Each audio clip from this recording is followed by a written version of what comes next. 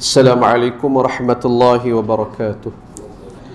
Innal hamdalillah nahmaduhu wa nasta'inuhu wa nastaghfiruh wa na'udzu billahi min shururi anfusina wa min sayyiati a'malina. May yahdihillahu fala mudilla lahu wa may yudlilhu fala hadiya lahu. Ashhadu an la ilaha illallah wa ashhadu anna Muhammadan 'abduhu wa rasuluh. Allahumma salli wa sallim ala sayyidina wa habibina wa syafi'ina wa zukhrina wa maulana Muhammad wa ala alihi wa azwajihi wa dhurriyyatihi wa ashabihi wa man tabi'ahum bi ihsanin ila yaumiddin. Allahumma 'allimna ma yanfa'una wanfa'na bima 'allamtana wa zidna 'ilma. Ya Allah, kurniakanlah kami ilmu yang bermanfaat, jadikanlah bermanfaat segala ilmu yang Kau ajarkan kepada kami, serta tambahkan lagi ilmu kepada kami. Amin ya rabbal alamin. Allahumma taqabbal minna ya karim. Alhamdulillah, syukur pada Allah Subhanahu wa taala atas segala nikmatnya. Allah pertemukan kita lagi selepas berpisah buat seketika, lebih kurang 2 minggu dalam bulan Ramadan. Alhamdulillah, dan kita bertemu dalam majlis ilmu yang mudah-mudahan berganda-ganda keberkatan untuk kita semua. InsyaAllah, siapa yang ada buku, saya duk tengok dia, rekod saya rasa ya ke gap jauh sangat tuan-tuan. Kita berhenti pada pengajian kita bulan 12 muka surat 194 babak ke-77. Jadi hari ini kita akan masuk muka surat 196 babak ke-78. Jadi siapa yang ada buku boleh tengok muka surat 196 babak ke-78, Sayyidatina Maimunah merdekakan hambanya. InsyaAllah tuan-tuan, malam ni kita akan baca 2 paling kurang lah. Ustaz Imran kata reka-reka sebagai yang kata muqaddimah sebelum kita nak mula panah balik lepas Ramadan. InsyaAllah kita buat reka-reka saja. Kita akan baca 2 hadis yang ringkas ini, tapi kita boleh pergi lebih mendalam insyaAllah. Dua-dua berkaitan dengan isteri Nabi, nama Sayyidatina Maimunah. Yang pertama hadisnya, Sayyidatina Maimunah merdekakan hambanya. Dan babak yang berikutnya, Sayyidatina Maimunah bijak cari jawapan sendiri. 2 hadis insyaAllah kita akan baca. Cuma izinkan saya sikit dalam masa mungkin 5 minit lebih kurang insyaAllah. Saya nak orang kata memenuhi, saya kira, tanggungjawab amar ma'ruf nahi munkar jadi, dan tanggungjawab ad-dinun nasihah, keprihatinan kepada saudara Islam berkaitan dengan umrah tuan-tuan. Kaitan umrah, kalau tuan-tuan tahu, saya maklum kan, saya pergi umrah kan, pergi umrah, dan tuan-tuan lah satu sebelum pada itu, saya doakan tuan-tuan yang berada saat ini, Allah rezekikan ke dapat melaksanakan ibadah Ramadan di sana. Dia luar biasa suasana, semangat dia berganda-ganda lagi. Kita tahulah dari segi pulangan pahala dalam duduk di tanah suci, solat pula di kalau cerita di Masjid Haram, solat pula di Masjid Haram. Bulan Ramadan pula bertambah pula kita dalam status musafir, berganda-ganda tuan-tuan. Itu dari segi perasaan dia. Jadi tuan-tuan ada kemampuan tuan-tuan kena mujahadah sikit lah, pengorbanan sikit lah. Dan rupanya, sebab saya ini pertama kali saya pergi ke sana umrah dalam bulan Ramadan, dia ada kelompok dia dah, yang jemaah saya tu yang dah pergi, yang nak pergi lagi. Memang ada kelompok dia pergi tu, rasa betul lah tuan-tuan, akan nak pergi lagi. Kena simpan duit lah sikit tuan-tuan. Dia 3 kali ganda umrah biasa Yang saya pergi di package biasa pun, bilik 4 orang pun 16-17 ribu tuan. Banding tu 12 hari tu, banding Ramadan atau umrah di luar musim. Oh dahsyat. Tu package pertengahan Ramadan, package 10 akhir Ramadan berganda lagi. Untuk yang bilik berempat pun dah 19 kat 20 ribu. Oh, memang luar biasa, memang kena ni lah. Walaupun begitu tuan-tuan, ada 2 benda yang saya kalau boleh sampaikan sebagai nasihat tuan-tuan. Yang pertama, Dia tak semua benda baik, tak semua benda seronok. Ada benda yang tak seronok tu. Kadang orang tak nak cerita benda yang tak seronok tu kan. Saya rasa kena sampaikan benda yang tak berapa seronok ni. Mudah-mudahan tuan-tuan nanti ke depan dalam merancang boleh ambil kira, boleh pertimbangkan. Yang pertama, ini agak ringkas, agak simple. Kalau tak, waktu kita belum pernah melaksanakan umrah sebelum pada itu, maka kalau boleh janganlah kita buat umrah dalam bulan Ramadan. Itu nasihat saya. Kalau tak pernah buat umrah sebelum pada tu, lepas tu first umrah kita bulan Ramadan, saya kata janganlah. Ada seorang jemaah, saya sebut tadi, saya bawa dalam 20 orang, paling kurang tuan, minimum saya tu kira mudah ada yang 4, ada 5, ada 6 lebih lagi. Paling kurang mereka sebelum pergi umrah Ramadan tu dah 3 kali pergi umrah biasa. Haji tak saya kira ni. Tapi ada seorang hajah, saya sebagai ibu, dia tak pernah pergi umrah sebelum pada tu. Dan itulah umrah pertama dia. Saya pelik lah juga kan, kejut. Tanya dia, ibu, macam mana boleh rancang macam ni? Dia kata, Ustaz, ala-ala nak buat yang terbaik. Bagus tuan-tuan. Ala-ala nak buat yang terbaik. Mana kata umrah pertama itulah dalam bulan Ramadan, dan pula dengan 10 akhir Ramadan, terbaik. Hujung umrah tu, saya tanya balik tu, macam mana hajah? Saya panggil hajah, ibu dia hajah. Macam mana hajah ni lepas pada habis ni? Dia boleh kata, kalaulah diundurkan waktu lah, dia tak akan buat umrah dalam bulan Ramadan. Begitu tuan-tuan. Sebab kenapa? Dia begini. Kita duduk jauh ni, kita di tanah air, nak ke tanah suci Mekah, Madinah, kita duduk belajar sirah Nabi, duduk belajar hadis Nabi. Di situlah pentas hidup perjuangan Nabi sallallahu alaihi wasallam. Kita sampai kat sana, dia ada matlamat selain pada ibadah umrah tu sekejap je. Kalau biasa umrah sekali, lepas tu nak lagi pergi 2 kali, 3 kali, kemudian habis solat di situlah. Matlamat yang kedua, kita nak meneroka kan. Kita nak kenal tempat, pergi ke Jabal Nur, Jabal Thur, kita ada rasa begitu. Jadi samalah keadaan hajah ni. Dia pergi, dia nak macam tu. Tapi package umrah Ramadan dia tidak begitu. Dia fokus ibadah semata-mata. Tak ada program itinerary yang ke sana ke sini. Jadi dia minta dia memang tak dapat lah. Kita mutawih ni, kita kena pegang, kita kena berada bersedia untuk jemaah yang majoriti. Nak pergi, kalau pergi sendiri tak apalah. Ustaz nak pergi, saya tak nak buat apa lah. Dia jadi tu konflik tuan, konflik. Sama juga di Madinah, lagi dah sayang. Pergi Madinah tak ada nak pergi ke Madinah. Padahal tempat banyak sangat di Madinah untuk diterokai dia ni. Memang itu benda dia. Sebab itu kata, yang pergi buat umrah Ramadan ni, dia dah pernah pergi sebelum pada ni, dah kenal dah seboleh mungkin tempat yang biasa-biasa tu, betul-betul fokus dia untuk Ramadan, ibadah. Tak apalah. Itu satulah. Jadi kadang begitu. Yang kita fikir ideal tu, wah gini nak gabung terbaik ya, tapi realiti tidak sebegitu lah. Tentu kalau lah ada bincang-bincang dengan saudara, dengan keluarga, dengan siapa kawan-kawan, dia nak tak pernah pergi umrah, lepas tu nak terus pergi umrah Ramadan, kita nasihatkan begitulah.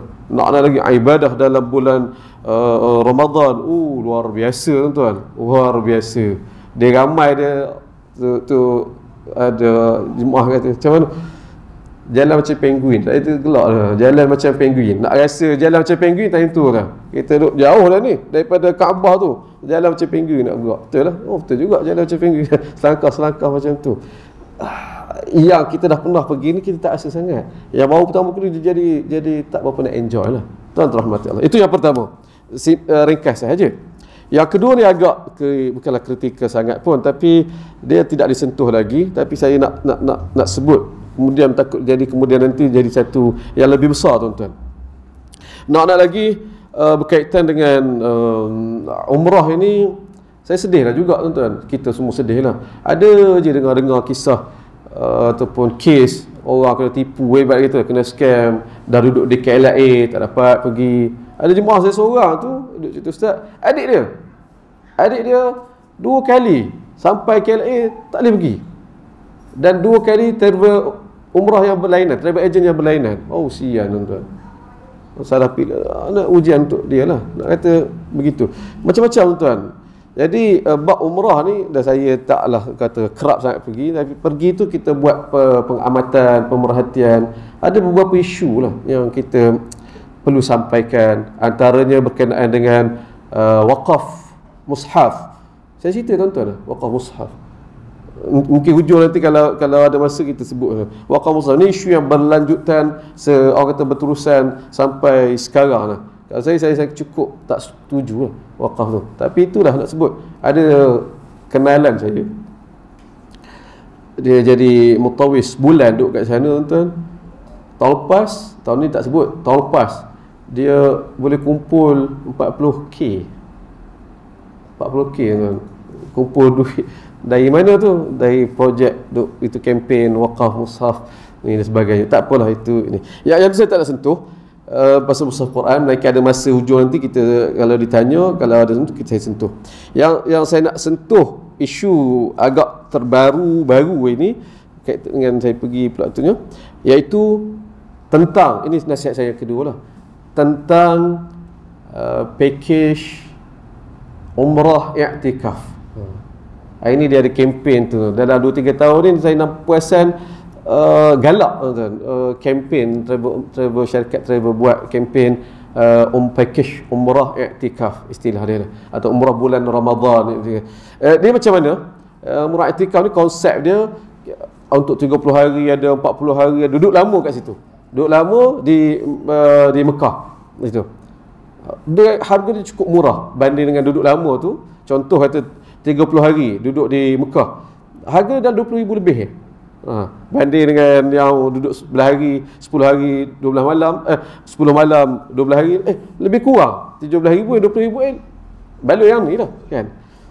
Agak orang kata, saya sebut kempen tu agak dapat sambutan, dan saya sepatutnya pun diminta untuk bawa jemaah tu, jemaah i'tikaf ni, duduk sebulan kat sana, pergi sebelum Ramadan, balik lepas raya. Tak cukup iman lah saya tuan-tuan nak pergi. Anak kecil baru mula sekolah saya tak lah. Itu yang duduk tak lama dia tawar untuk yang package untuk bawa grup ni. Okey lah, pergilah juga, alhamdulillah. Tuan-tuan, jadi ini yang kedua nasihat saya. Kalau ada tuan-tuan berfikir nak buat macam tu tuan-tuan, pertimbangkan realiti yang saya nak sampaikan ini. Begini, saya ada tuan-tuan bayangkan apabila nak ambil package tu 30 hari di Tanah Suci, umrah i'tikaf. Apa yang tuan-tuan bayangkan? Kalau saya bayangkan apa? Saya bayangkan 30 hari kat situ, 30 hari aku solat di Masjidil Haram. Betul? Kita bayang begitu tuan-tuan. Realiti dia belum tentu separuh bulan ataupun belum tentu 15 hari kita dapat solat di Masjidil Haram. Realitinya apa tuan-tuan? Jemaah i'tikaf ni, dia tidak ditempatkan, sebab tu dia murah, dia tidak ditempatkan di hotel-hotel sekeliling Masjidil Haram tu, tidak. Dia ditempatkan di apartmen di Aziziyah. Tuan-tuan biasa pergi buat haji, ada tempat nama Aziziyah.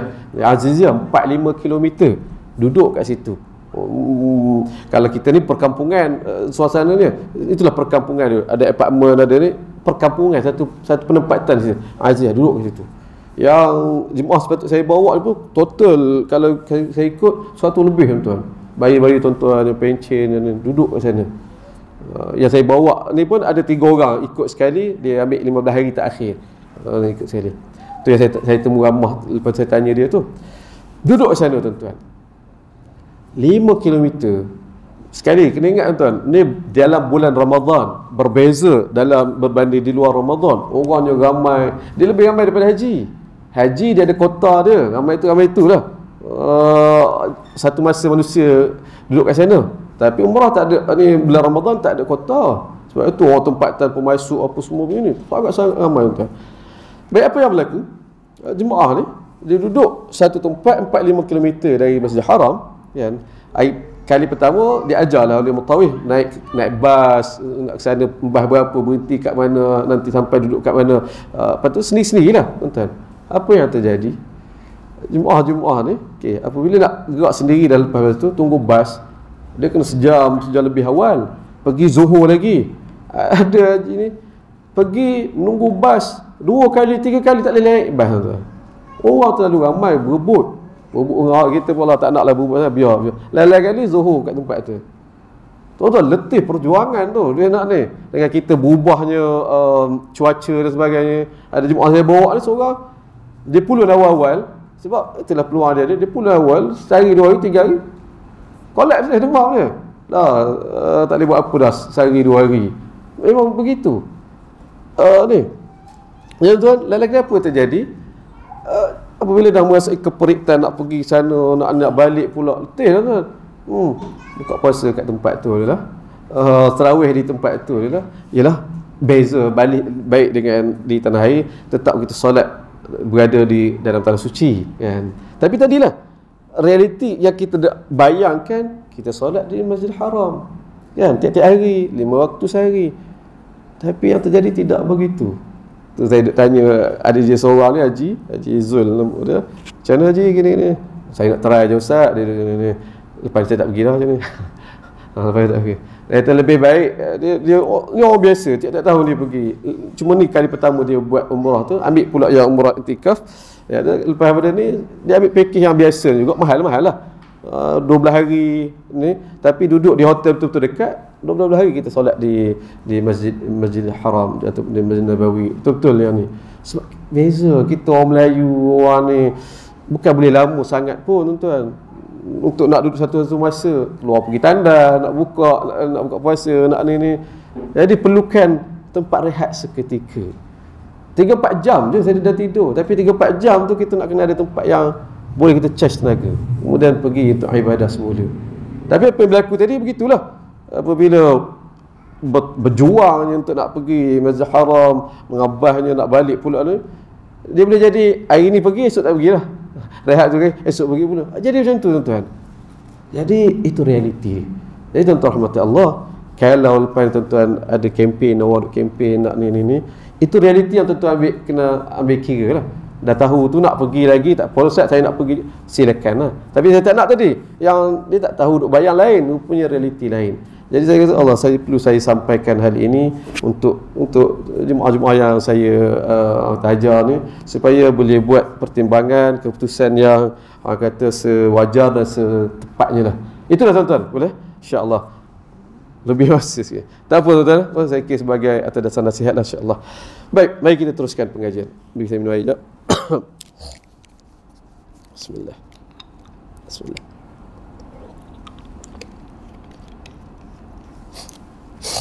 Bismillah. Asam garam 78. Sayyidatina Maimunah merdekakan hambanya.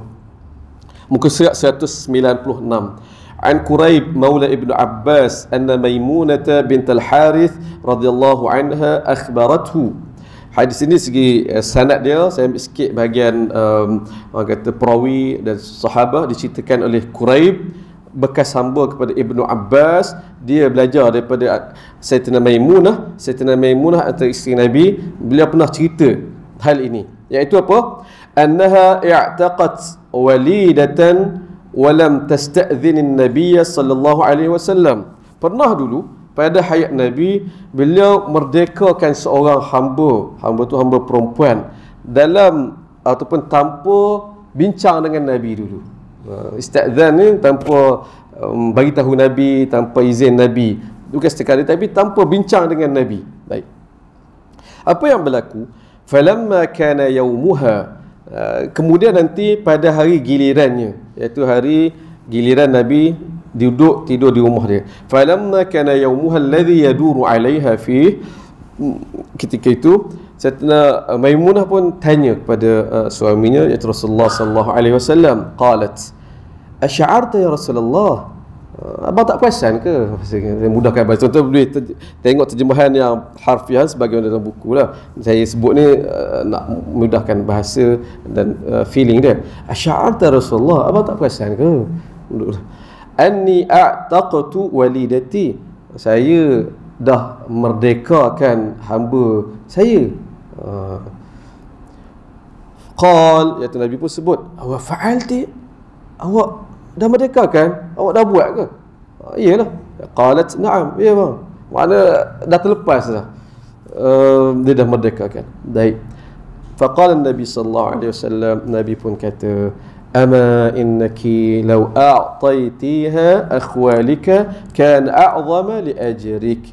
Allah, awak ni kalaulah awak hadiahkannya kepada saudara mara awak, akhwalika saudara mara sebelah mak ataupun mana saudara kamu, kan a'zam li ajrik, tentu awak akan mendapat pahala yang lebih besar.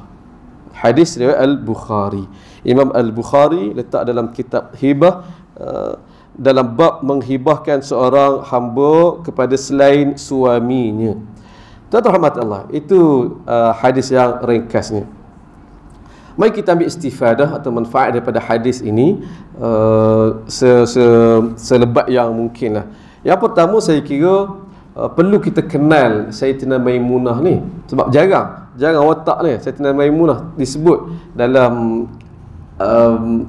pengajian kita ni. Babak sebelum pada ni banyak Sayyidatina Aisyah kan. Sayyidatina Maimunah saya seni baru jumpa kot, rasanya saya tak ingat saya nak ni tentu. Jadi kita ambil masa sedikit untuk berkenalan dengan beliau. Cuma kita berkenalan dengan beliau tu lepas habis kita bincang ataupun saya lontarkan beberapa istifadah daripada hadis ni di hujung nanti sebelum masuk pada hadis yang kedua. Jadi itu yang pertama, kita kena kenal Sayyidatina Maimunah selepas pada ni. Jadi sebelum pada itu, mari kita mendalami hadis dan peristiwa ini, apa yang terjadi. Hadis ini hadis sahih riwayat Al-Bukhari. Untuk memahami ataupun memahami dengan lebih lengkap lagi hadis ini, kita rujuk Sahih Al-Bukhari, syarah Fathul Bari, syarah kepada Sahih Al-Bukhari.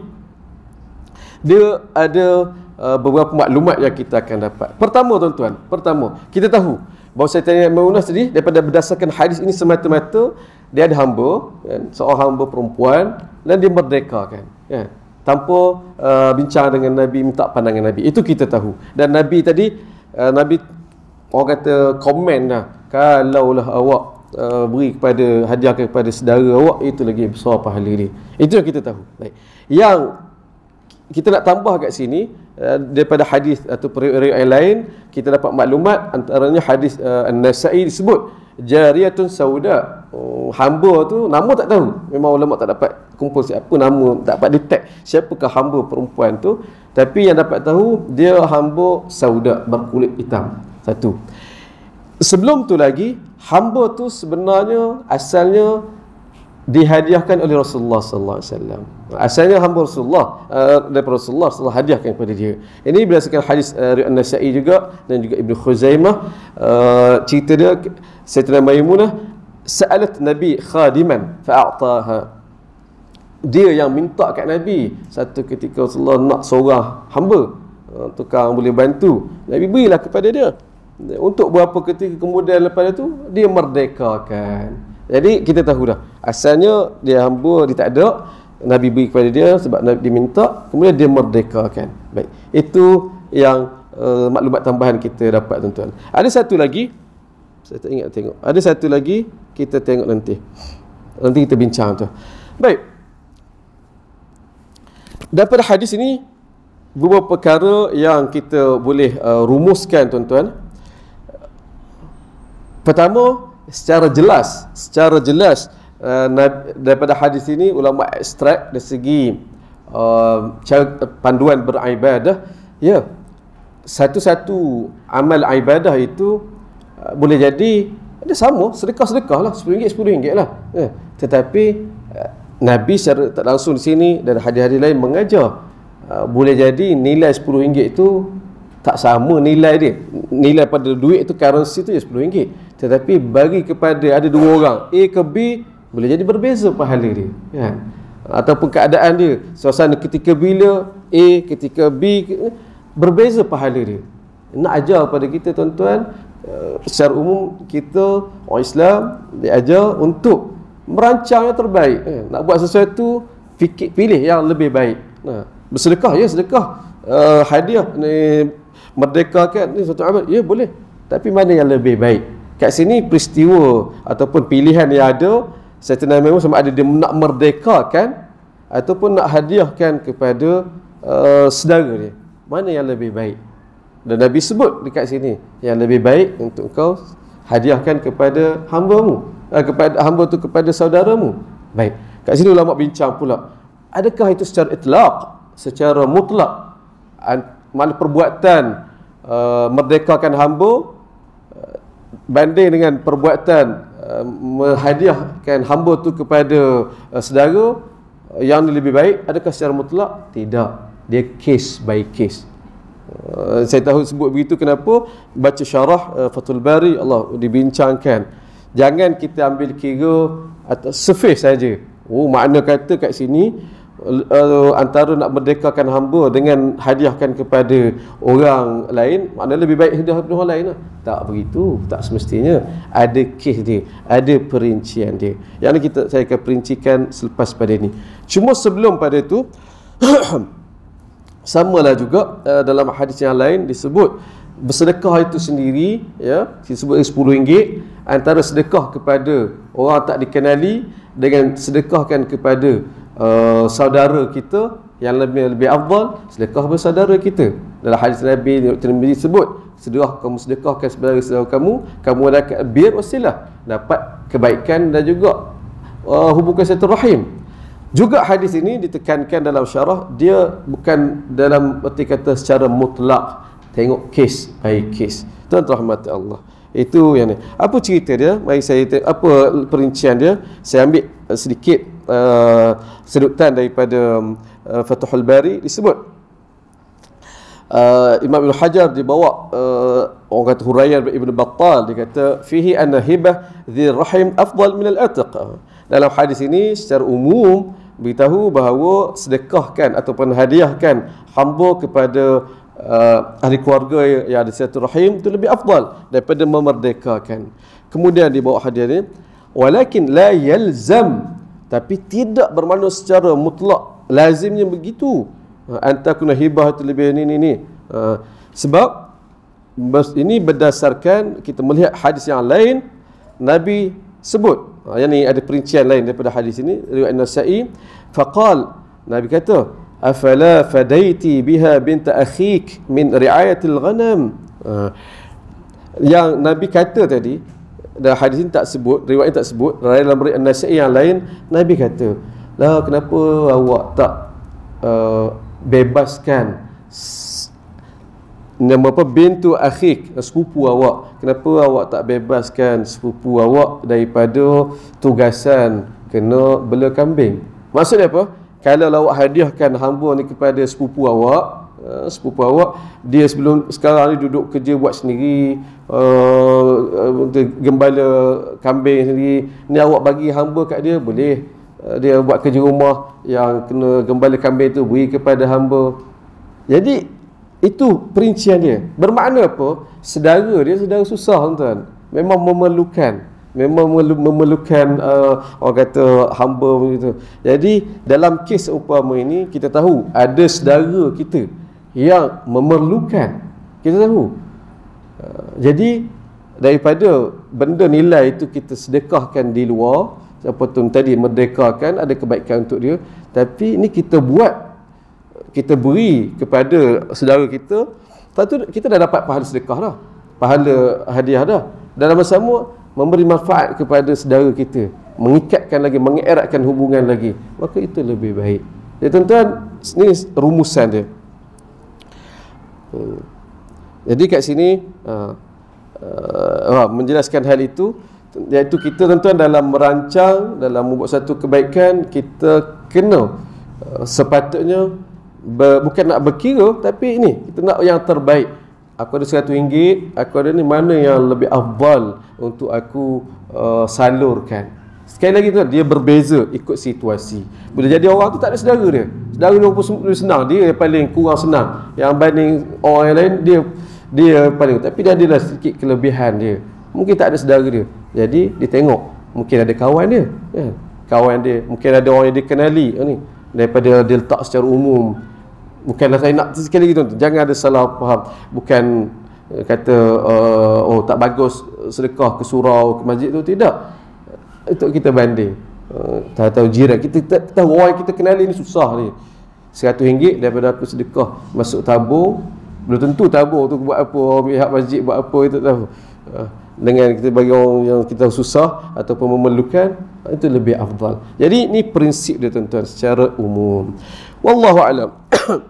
Ini hadis yang pertama. Boleh tuan-tuan, secara ringkasnya begitu kita belajar daripada peristiwa Sayyidatina Maimunah dengan Nabi sallallahu alaihi wasallam.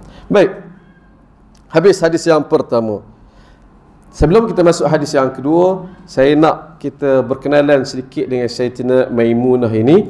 Tuan-tuan siapa yang ada buku lah, kita manfaatkan buku kita ini. Tuan-tuan tengok bahagian kulit ni.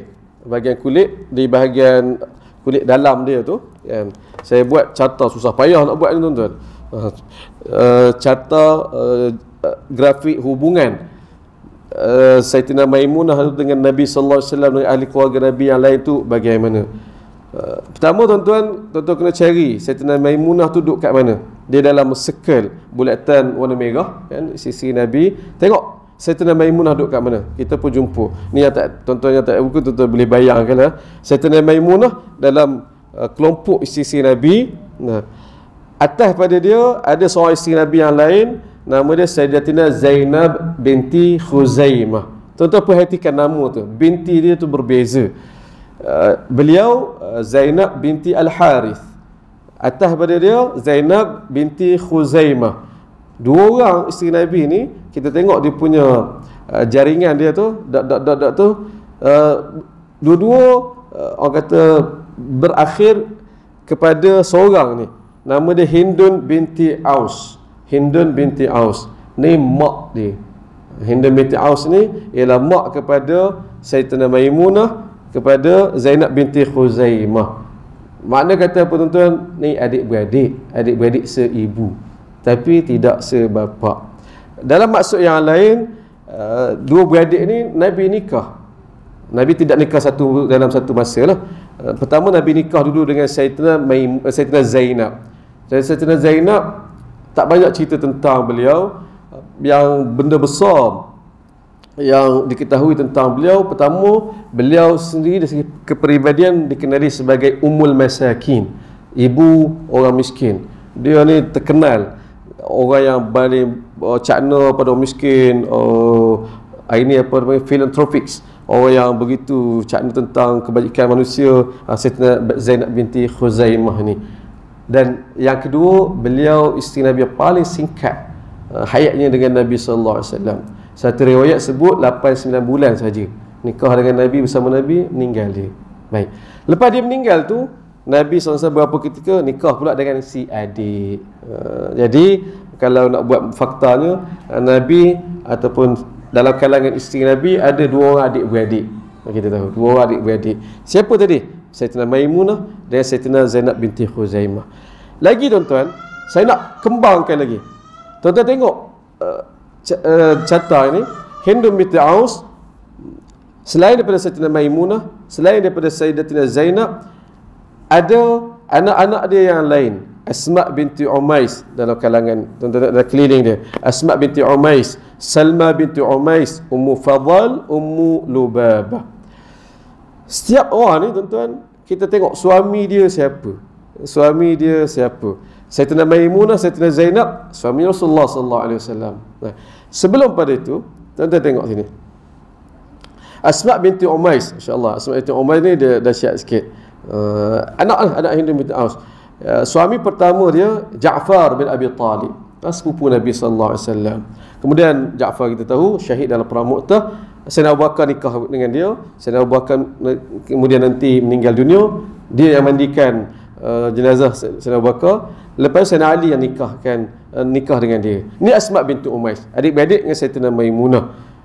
Suami pertama dia tadi Ja'far, sepupu Nabi. Salma binti Umais, adik-beradik Sayyidatina Maimunah juga. Siapa suami dia? Tengok tuan-tuan, hubungan saya buat tu, suami dia sebelum pada tu Hamzah, pak saudara Nabi. Baik. Kemudian Ummu Fadal, siapa suami dia? Tengok tuan-tuan graf itu, Abbas, pak saudara Nabi. Baik. Kemudian Ummu Lubabah kahwin nikah dengan ni di luar lah sikit. Siapa? Al-Walid bin Mughirah, lahir Khalid bin Al-Walid, mak kepada Khalid bin Al-Walid. Tolak dia tuan-tuan, saya nak sebutkan begini. Adik-beradik Sayyidina Maimunah ni, seorang nikah dengan Ja'far, pak sepupu Nabi. Seorang nikah pak saudara Nabi Hamzah. Seorang nikah dengan Abbas, pak saudara Nabi. Tuan-tuan bayang, dua keluarga ni tak lagi jauh tuan. Duk main nikah sama, duk nikah dengan ahli keluarga ni.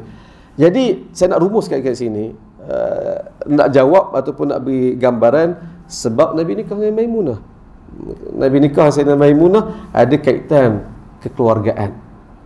Ni keluarga Hindun binti Aus ni, keluarga Sayyidina Maimunah yang tadi ni keluarga disebut yang bertuah istimewa lah. Dia bukan orang Arab Quraisy, dia Arab Qais Ailan, datang luar jadi orang kata duduk di Mekah. Jadi hubungan nak kuatkan kekeluargaan tu, itu yang berlaku. Jadi keluarga Nabi Bani Hashim bin Talib nikah dengan keluarga Hindun binti Aus ni. Itu tak lagi jauh. Jadi kita dapat tahu tuan-tuan, secara umum Nabi nikah dengan beliau tu. Kalau saya nak lengkapkan lagi, kita rujuk buku yang kedua untuk dapat gambaran, guna grafik yang disediakan kat sini juga. Sayyidina Maimunah ni isteri Nabi yang terakhir Nabi nikah dengan dia. Bila? Tahun nikah, iaitu tahun ke-7 Hijrah. Umur dia ketika nikah dengan Nabi 25 tahun. Umur dia 25 tahun. Umur Nabi ketika nikah dengan dia 59 tahun. Tempoh bersama dengan Nabi ni semua dah dirumuskan. Tempoh bersama dengan Nabi 4 tahun lebih kurang sahaja. Umur ketika Nabi wafat, kita tahulah Nabi wafat umur 63, tapi umur beliau ketika itu 29 tahun. Tahun dia wafat pula tahun ke-61 Hijrah pada usia 79 tahun. Dan rumusan kesimpulan akhir saya nak sebut, tempoh hidup selepas Nabi wafat. Berapa lama tuan-tuan lepas Nabi wafat dia hidup. Dan kita tahu isteri Nabi hukum khas yang berbeza bagi umat dia, isteri Nabi tak boleh nikah, tak boleh nak kahwin lain dah. Mereka kekal sebagai ibu tunggal. Jadi tuan-tuan bayangkan Sayyidina Maimunah daripada umur dia 29 tahun sampai umur dia 79 tahun, 50 tahun tuan-tuan. 50 tahun janda, 50 tahun tak kahwin lain.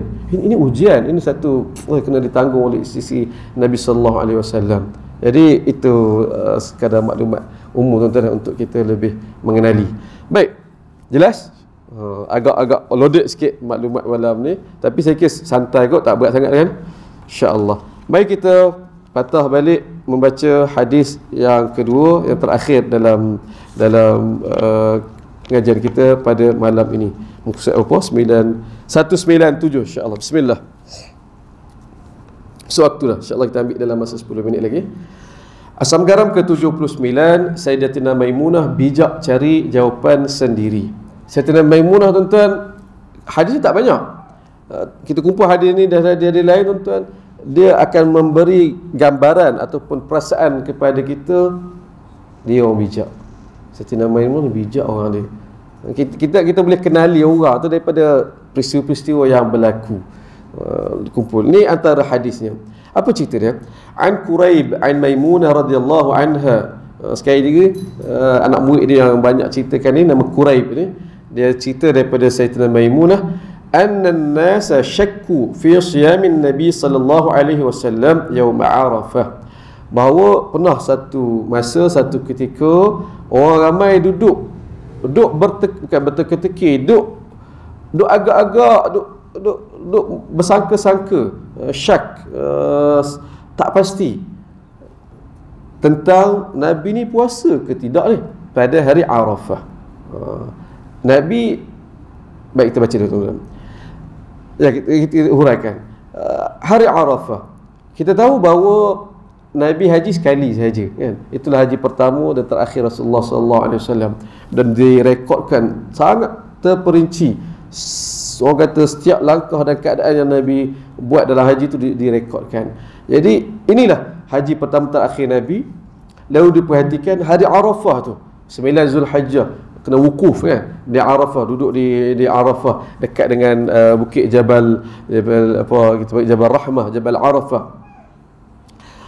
Itu ibadah.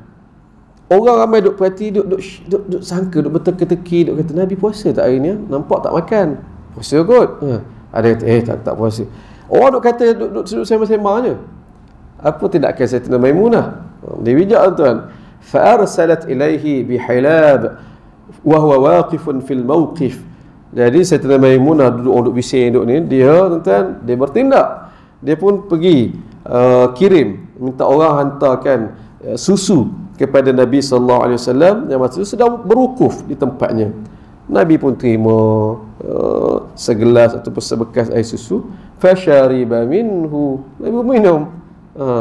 Wan nasu yanzurun, dalam keadaan manusia yang orang ramai pun tengok. Makna kata terbukti Nabi tak puasa. Nabi tak puasalah pada hari Arafah itu. Hadis dari Al-Bukhari, Imam Bukhari letak dalam kitab puasa dalam bab puasa pada hari Arafah. Apa hukum dia? Yang tentu tuan-tuan, haji, dalam haji Nabi, satu-satunya haji Nabi, Nabi tak puasa hari Arafah. Baik.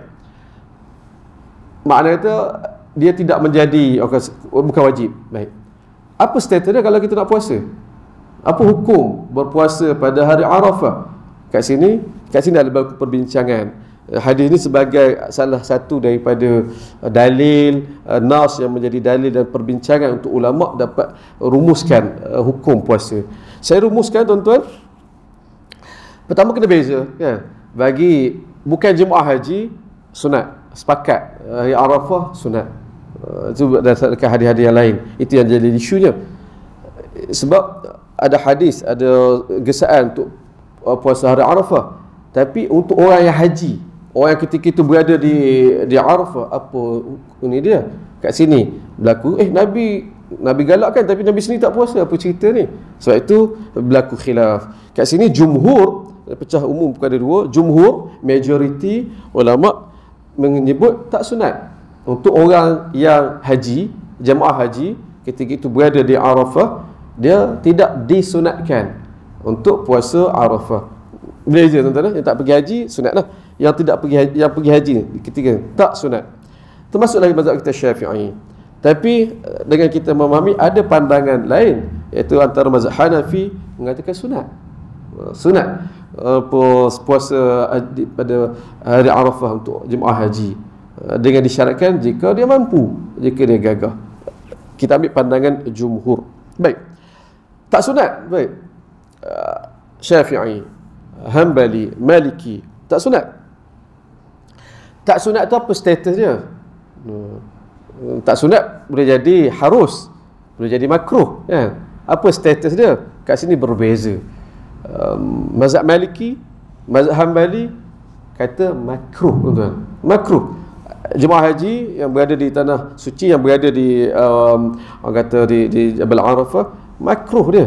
Dan apa secara itlaq, secara mutlak dalam keadaan apa pun tak makruh untuk puasa di situ. Baik. Adapun mazhab Syafi'i dia tak kata makruh, tapi khilaf aula. Orang kata berbeza daripada sepatutnya. Yang sepatutnya tak puasalah. Nak kata makruh tak ada dalil sangat. Ala kulli hal itu dia punya nature dia. Insya-Allah tuan-tuan.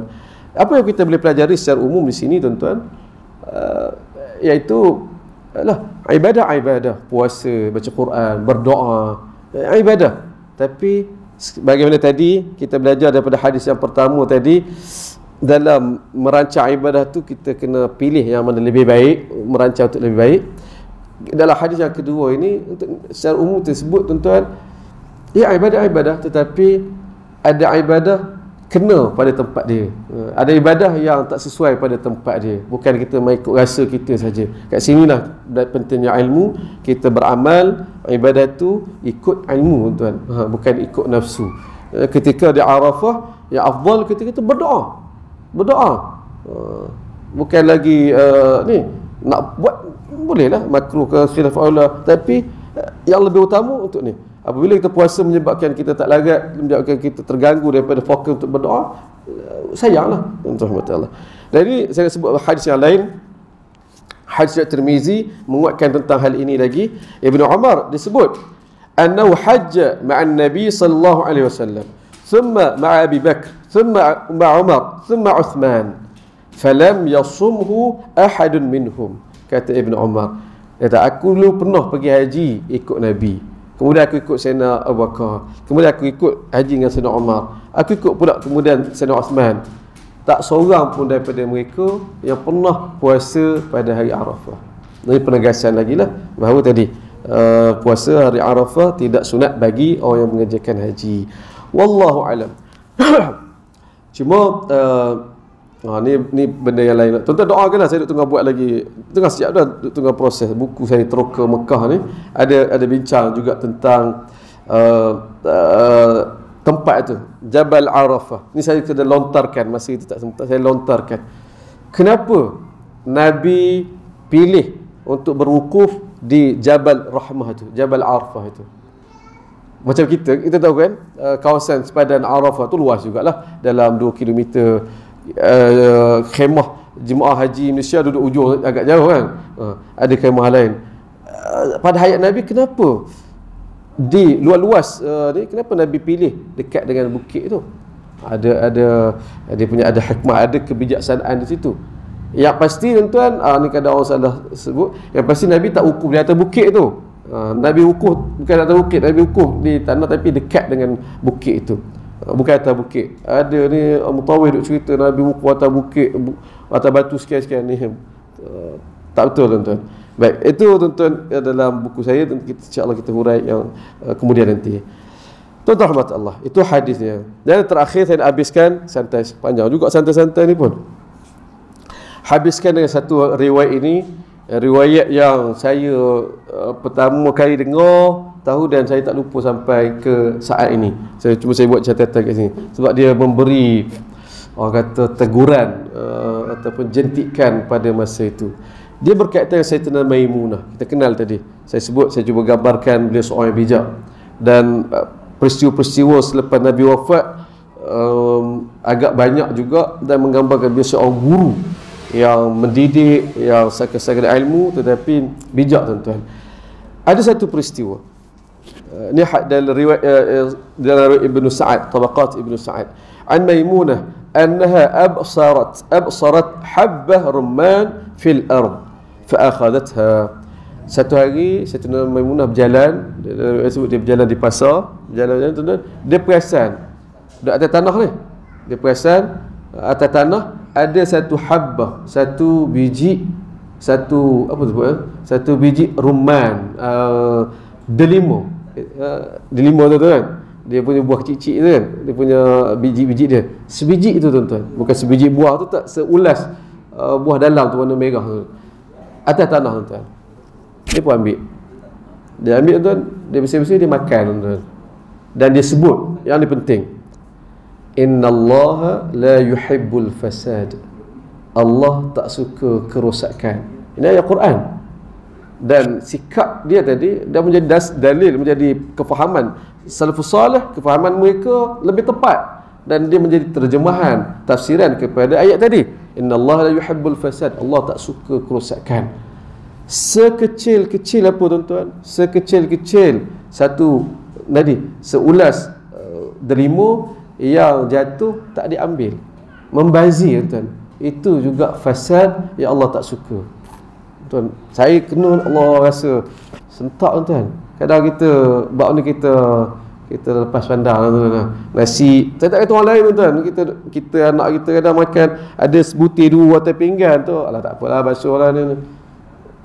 Kalau kita nak kira standard Sayyidatina Maimunah memahami ayat Allah Ta'ala, Allah tak suka fasad, keburukan, kerosakan. Ini dah kerosakan tuan, Allah tak suka.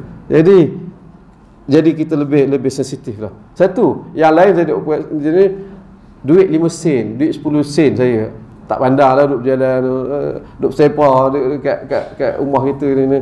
Lepas pada baca jumpa hadis ni, kutip tuan, kita tak nak lah. Situ usahalah yang seboleh mungkin, yang kita belajar ilmu kita, belajar dari Sayyidatina Maimunah, jangan lekehkan, jangan kita bazirkan walau sekecil-kecil manfaat ni. Walaupun tadi seulas rumman, boleh makan lagi tu Allah.